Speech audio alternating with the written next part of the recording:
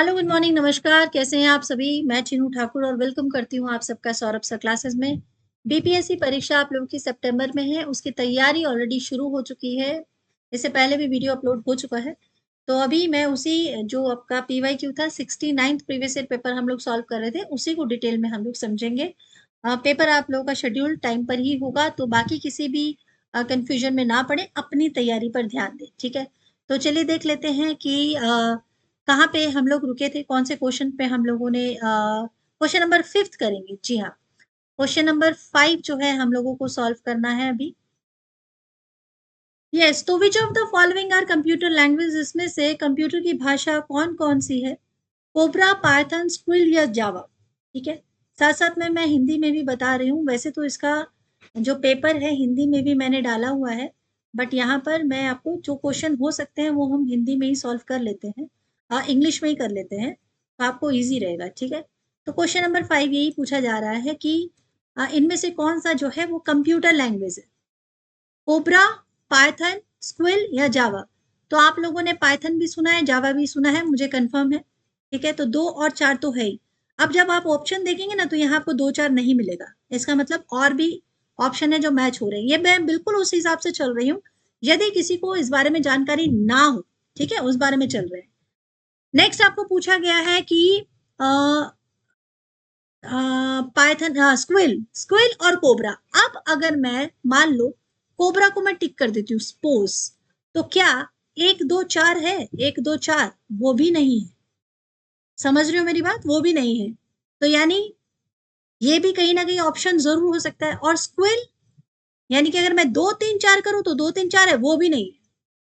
अगर मैं दिमाग से चल रही हूँ तो मुझे आंसर लगाना होगा चारों, यानी डी। और रियल में भी यही आंसर था। जी हाँ, अब मैं आपको बताती हूँ। कोबरा, पाइथन, स्क्विल और जावा, ये चारों ही बहुत स्ट्रॉन्ग लैंग्वेजेस हैं। ठीक है, ये कंप्यूटर की लैंग्वेजेस हैं, तो ये चारों बिल्कुल सही आंसर हो जाएगा। दोनों तरीके से समझने की कोशिश कीजिएगा कि सही तरीका क्या है आपको पेपर में सॉल्व करने का, अगर आपको नहीं आ रहा है क्वेश्चन तो। Now what is the full form of GPT in chat GPT? GPT और चैट जीपीटी, अभी आप एआई टूल्स जो हैं, जितने भी एआई टूल्स हैं, चाहे जेमिनी है, जीपीटी है, चैट जीपीटी है, इन सबको अच्छी तरह जानते हैं? नहीं जानते हैं तो चैट जीपीटी एक ऐसा टूल है जो आपको एक तरह से कहते हैं ना, जादुई पिटारा।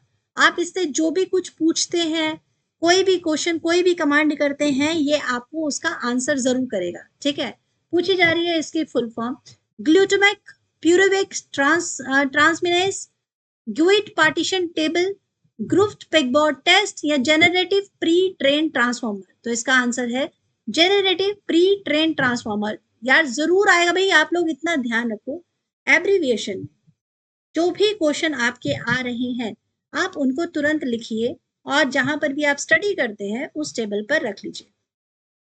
ठीक है, don't forget this because these are small information yet it gives you number. ये आपको नंबर देके चले जाते हैं। ठीक है, नेक्स्ट क्वेश्चन नंबर 7 की तरफ चलते हैं। क्वेश्चन नंबर 7 आपको कह रहा है which of the following are not the taste of tongue? इनमें से कौन कौन से जीभ के स्वाद नहीं है? जब आप कोई चीज को टेस्ट करते हैं तो जीभ के स्वाद इनमें से कोई जो है नहीं है, वो आपको बताना है।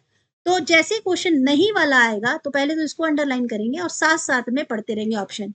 स्वीट, ये आपकी जुबान का टेस्ट नहीं है क्या? ये बिल्कुल है, हम कट कर देते हैं क्योंकि हमें तो नहीं वाला बताना है। बिटर है, कड़वा है, जुबान बताती है। नमक ज्यादा है, कम है, जुबान बताती है। स्पाइसी हो गया, मिर्ची या तीखा हो गया, ये आपको जुबान बताती है क्या? स्पाइसी है, ठीक है, ये आपकी जुबान का टेस्ट बताता है। स्पाइसी, स्पाइसी है, मसालेदार है। हाँ, इसको एक बार देख लेते हैं। उमामी, उमामी भी आपका स्वाद बताता है। ठीक है, तो ये भी नहीं होगा। सौर, खट्टा है, आपकी जीभ बताती है खट्टा है। पंजेंट, पंजेंट का मतलब क्या होता है? पंजेंट का मतलब भी होता है एकदम तीखा, बहुत ही ज्यादा तीखा हो जाना, जैसे कोई चीज जल रही होती है आंखों में। ठीक है, तो जो चीज आंखों में जल रही है, कहीं दूर मिर्ची जल रही होती है, आंखों में लग रही है, उसे पंजेंट, वो वाला जो है शब्द कहा गया है यहाँ पर, जलन जिसे कहते हैं ना। तो ये तो आपका टंग का स्वाद नहीं है। तो 7, स्पाइसी, मसालेदार है, मसालेदार देखने से समझ में आ जाता है। सूंघने से भी समझ में आता है, उसके बाद आप जुबान पे रखते हैं, ठीक है। तो स्पाइसी आप देखकर भी पता लगा सकते हैं, मसालेदार है, स्पाइसी का मतलब वो ना मसालेदार होना, ठीक है। तो 4 और 7 जो है आपके करेक्ट आंसर है। These are not the taste of the tongue, ये जुबान से स्वाद देकर नहीं बताए जाते, ये तो वैसे भी हम देखकर भी बता सकते हैं, सूंघ कर भी बता सकते हैं। Question number 8, which of the following pairs are matched, correctly match, इनमें से कौन से पेयर हैं जो कि करेक्टली मैच हो रहे हैं, ठीक है। एनोरेक्सिया स्लीप और डिसऑर्डर है, इंसोमेनिया ईटिंग डिसऑर्डर है, डिस्पोनिया डिस्पनिया शॉर्टनेस ऑफ ब्रीथ है, या एनोस्मिया पार्शियल और फुल लॉस ऑफ स्मेल है। ये वाला वर्ड आप लोगों ने कोरोना के टाइम पर बहुत ज्यादा सुना है, ठीक है। इंसोमनिया, एनोस्मिया, ये वर्ड जो था आपका, बिल्कुल आपने फौरन इसको सुनकर ही मैच कर दिया होगा कि ये तो करेक्ट है। नंबर 4 करेक्ट है। एनोरेक्सिया आपका स्लीप डिसऑर्डर नहीं है, ये आपका ईटिंग डिसऑर्डर है एनोरेक्सिया, ठीक है। अब जो ईटिंग का गलत ऑर्डर है उसे कहते हैं। इंसोमेनिया है आपका स्लीप डिसऑर्डर, उल्टा किया गया है, तो ये दोनों नहीं है। डिस्पनिया यानी शॉर्टनेस ऑफ ब्रीथ, बिल्कुल ये ठीक है, यानी 3 और 4 आपका सही आंसर हो जाते हैं, ठीक है। इस तरह की बहुत सारी प्रॉब्लम्स जो हैं आपको लिखनी होंगी। एनोरेक्सिया, इंसोमेनिया, ठीक है, और आपका डिसलेक्सिया, ठीक है। ऐसी और बहुत सारी प्रॉब्लम्स है, वो भी आप लोग नोट कर लीजिएगा। कोई भी क्वेश्चन आ सकता है, आपको तैयारी करनी होगी। नेक्स्ट क्वेश्चन है क्वेश्चन नंबर 9, ठीक है। क्वेश्चन नंबर 9 का, हाँ, ब्रह्मांड में पल्सर क्या है? अच्छा, ये इंग्लिश में है, हिंदी में, हिंदी में है, इंग्लिश में देख लेते हैं।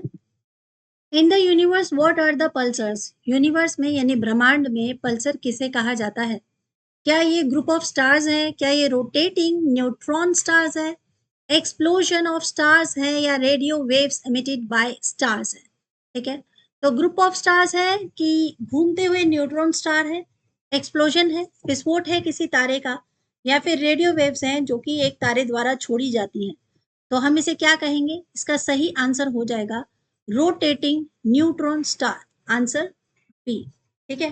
क्वेश्चन नंबर 10 की तरफ बढ़ते हैं। क्वेश्चन नंबर 10 कहता है in the context of lab grown diamonds, lab grown diamonds, देखो ये एक और एब्रिविएशन आ गया, एक फुल फॉर्म वाला क्वेश्चन, इस ये वाला क्वेश्चन भी दोबारा रिपीट हो सकता है, तो इसे भी आपको करना है। ओके, यस, ठीक है, हिंदी में भी आपको मैं दिखा देती हूँ। तारों का एक समूह, घूमते न्यूट्रॉन तारे, किसी तारे का विस्फोट, किसी तारे द्वारा उत्सर्जित रेडियो तरंग, तो 9th में हमारा आंसर हो जाएगा न्यूट्रॉन तारे।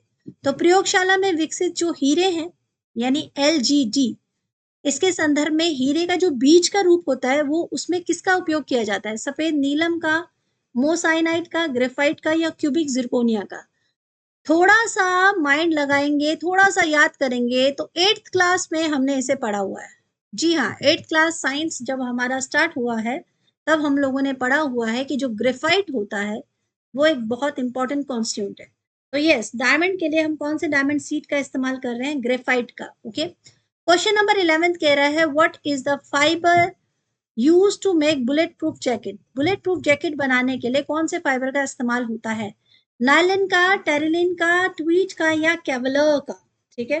तो इसका राइट आंसर क्या है? नायलन का तो बन ही नहीं सकता, ठीक है। नायलन, कुछ कुछ चीजें तो हमें ऐसे ही दिमाग में रखनी चाहिए कि ये चीज तो हो ही नहीं सकती, तो नायलन नहीं होगा, टेरिलिन भी नहीं है, ट्वीड भी नहीं है, तो सही आंसर क्या हो जाएगा? सही आंसर हो जाएगा आपका केवलर, ठीक है। केवलर से आपका जैकेट बनता है, जो ये बुलेट प्रूफ जैकेट्स होती है। Next question number 12, what are the full form of HMX? अब आप देख रहे हैं कितनी सारी फुल फॉर्म्स आती हैं, तो HMX की फुल फॉर्म क्या है? High melting explosive. अब नीचे जब आप ऑप्शंस में देखेंगे तो यहाँ पर भी दो दो ऑप्शन है, लेकिन एक जो है एक ऑप्शन दिया है। अब मैं, अगर मुझे इसके बारे में नहीं भी मालूम है तो भी मैं ये जरूर दिमाग लगा सकती हूँ कि एक वर्ड पूछा गया है HMX, तो दो अलग अलग मीनिंग नहीं हो सकते। High melting explosive, high density monoatomic xenon, हेच मोनेटाइजिंग जेनो करेंसी, या फिर हर मेजेस्टी एक्सप्लोसिव। तो इसका राइट आंसर आपका हो जाएगा हाई मेल्टिंग एक्सप्लोजिव, ठीक है। मोस्ट इंपॉर्टेंट, इसको बिल्कुल आप लोग देख लीजिएगा, ऑप्शन नंबर सी हो जाएगा इसका राइट आंसर। क्वेश्चन नंबर 13 है, what is the name of Tesla humanoid robot launched in October 2022। तो टेस्ला यानी एलन मस्क जो सीईओ हैं, ठीक है, एलन मस्क जो इसके सीईओ हैं, ठीक है, उन्होंने एक ऐसा ह्यूमनॉइड रोबोट लॉन्च किया अक्टूबर 22 में। तो यहाँ पूछा गया है कि उन्होंने नाम क्या रखा उसका, जो बहुत सारी एक्टिविटीज करता था। सोफिया, एटलस, पेपर या ऑप्टिमस। सही आंसर क्या हो जाएगा? ऑप्टिमस आपका राइट आंसर हो जाएगा, याद रखिएगा, बिल्कुल कंफ्यूज नहीं होना है। क्वेश्चन नंबर 14 में चलते हैं। What is the Manhattan project. Manhattan project क्या था? बहुत इंपॉर्टेंट है मैनहट्टन प्रोजेक्ट, ठीक है, पूछा जा रहा है इसके बारे में, मैनहट्टन प्रोजेक्ट क्या था, ठीक है, ये कब लॉन्च हुआ है, ये सारी बातें जो है बहुत इंपॉर्टेंट है, क्वेश्चन घूम फिर के आ जाता है इस पर। ये जब सेकेंड विश्व युद्ध हो रहा था ना, उस समय न्यूक्लियर प्रोजेक्ट बनाया गया, न्यूक्लियर जो वेपन बनाए गए थे, ठीक है, न्यूक्लियर वेपन बनाए गए थे, परमाणु जो हथियार थे वो बनाए गए थे, उस समय यही प्रोजेक्ट था जिसने ये सारा काम किया था, ठीक है। तो ये यूनाइटेड स्टेट की कोलैबोरेशन से हुआ था, यूनाइटेड स्टेट, इसमें कौन कौन से कंट्री मिली है? यूनाइटेड स्टेट मिली हुई थी, यूके मिली हुई थी, ठीक है, और कनाडा भी इसके साथ था, कनाडा। और कौन से टाइम पीरियड की बात है ये 1942 से 1946 तक की बात है। ये प्रोजेक्ट को कौन सा किसने डायरेक्ट किया है, तो वैसे तो ये क्वेश्चन नहीं आता, जैसे लेस्ली ग्रोव्स हैं और जे रॉबर्ट है, कुछ नाम है जो कि वो नाम अब नहीं पूछे जाते, बट ये कंट्री जरूर पूछी जा सकते हैं, यूएस, यूके, कनाडा, ठीक है। तो रिसर्च जो है ये बिल्कुल फर्स्ट ऑप्शन ही ठीक हो जाएगा, a research and development undertaking that produced the first nuclear weapon। तो वो मैनहट्टन प्रोजेक्ट था। क्वेश्चन नंबर 15 की तरफ बढ़ते हैं। 15 क्वेश्चन कह रहा है, the image formed by concave mirror is real, inverted and of the same size as that of the object. Concave और कन्वेक्स मिरर हम लोगों ने पढ़ा हुआ है। कनकेव मिरर में अगर हम कोई ऑब्जेक्ट रखते हैं, वो कैसे वो रियल दिख सकता है, ठीक है। Inverted and of the same size, उसी साइज का दिख सकता है, बिल्कुल वैसा ही, जैसी वो चीज है वैसी दिख सकती है। अगर वो फोकस में है तब, या वो सेंटर में रखी हुई है, जो कर्वेचर है उसके बिल्कुल सेंटर में रखी है, या between the focus and the centre of curvature, या beyond the centre of the curvature. इसकी आप पिक्चर एकदम गूगल पे आप तो बहुत अच्छे से दिखाई जाएगी। इस तरह से कोई मिरर, कनकेव मिरर है, ठीक है, तो वो मतलब आईज है, फिर कनकेव मिरर है, प्रोजेक्ट जो है कहाँ रखा जाएगा? अगर एकदम सेंटर में होगा तो बिल्कुल उसका क्लियर विजन हो सकता है, ठीक है। तो क्वेश्चन यही पूछा जा रहा है कि जो ऑब्जेक्ट है उसे कहाँ पे रखा जाएगा, तो उसको at the centre of curvature अगर रखा जाएगा तो मिरर रियल होगा, इन्वर्टेड और सेम साइज का, ठीक है। क्वेश्चन नंबर 16 पे चलते हैं। Question number 16, a photo electric cell is a device. Photo electric cell एक ऐसा डिवाइस है जो कि कन्वर्ट करता है लाइट एनर्जी से इलेक्ट्रिक एनर्जी को, या फिर इलेक्ट्रिक एनर्जी को बदलेगा लाइट एनर्जी में, या स्टोर करता है लाइट एनर्जी को, या नन ऑफ द अबव। तो फोटो इलेक्ट्रिक सेल जो होता है वो डिवाइस क्या करता है? वो कन्वर्ट करता है, बदलता है। क्या बदलता है? वो लाइट एनर्जी को कन्वर्ट कर देता है इलेक्ट्रिक एनर्जी में, ठीक है। तो आपका आंसर क्या हो जाएगा? ऑप्शन नंबर आपका ए, यस, यहीं पर ऑप्शन ए है, वो सही होगा। Now move on question number 17। Question number 17 क्या पूछ रहा है? The amount of solute present per unit volume और per unit mass of the solution और solvent is known as in chemistry. जब भी आप लैब में कभी कुछ काम आपने किया होगा, केमिस्ट्री लैब जो होती है, वहां पर जो सॉल्यूशन होता है, जो मिक्स करना होता है, एक बीकर होता है ना, बीकर में हमें कुछ मिलाने के लिए दिया जाता है या सॉल्वेंट दिया जाता है, तो हम उसको क्या बोलते हैं केमिस्ट्री लैंग्वेज में? क्या वो कंपोजिशन है ऑफ सॉल्यूट का, क्या वो कॉन्सेंट्रेशन है सॉल्वेंट का, क्या वो कॉन्सेंट्रेशन है सॉल्यूट का, या फिर कॉन्सेंट्रेशन है सॉल्यूशन का? तो हम इसे क्या बोलेंगे? हम इसे बोलते हैं कॉन्सेंट्रेशन ऑफ सॉल्यूशन, ठीक है। कॉन्सेंट्रेशन ऑफ सॉल्यूशन कहेंगे हम इसको, और हिंदी में हम इसे क्या कहेंगे? हिंदी में इसे कहा जाएगा विलयन की सांद्रता। थोड़ा सा टफ शब्द हो जाते हैं, ठीक है, विलयन की सांद्रता कहा जाएगा। चलिए अब चलते हैं क्वेश्चन नंबर 18 की तरफ। 18 आज का इस वीडियो का लास्ट क्वेश्चन है। How do Covid vaccine stimulate N immune response? जब कोविड वैक्सीन हमें लगाई गई थी, उसने किस तरह से हमारी बॉडी में इम्यून रिस्पॉन्स किया है, यानी उसने प्रतिरोधक क्षमता को हमारी बॉडी के अंदर कैसे बढ़ाया था, किस तरह से प्रोसेस किया गया, क्या काम था, उस वैक्सीन ने क्या किया? By introducing live attenuated SARS COVID 2 virus. Most important, आपसे वायरस भी पूछा जा सकता है। वायरस का नाम सार्स कोविड 2, ठीक है। तो उसको एकदम लाइव, जो जीवित था, उसको हमारे शरीर के अंदर जो है ट्रांसफर किया गया, या by introducing a real SARS COVID virus, या जो एकदम रियल वाला वायरस था वो डाला गया था। By introducing a harmless. इन दोनों में देखो, इन दोनों में फर्क है। एक तो होता है लाइव जीवित वाला, और एक होता है रियल जो बाहर मतलब कॉन्सेंट्रेट था, जो हवा में फैला हुआ था, ठीक है, वो तो बिल्कुल नहीं डाला जा सकता ना, नहीं तो हम बचेंगे कैसे?